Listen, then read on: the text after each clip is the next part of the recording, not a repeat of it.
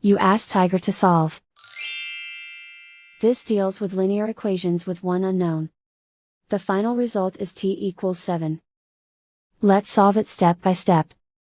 Simplify the expression. Expand the parentheses.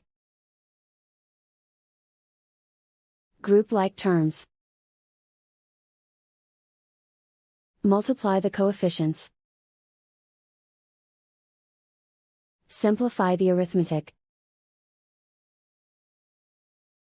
Group all constants on the right side of the equation. Subtract 55 from both sides. Simplify the arithmetic.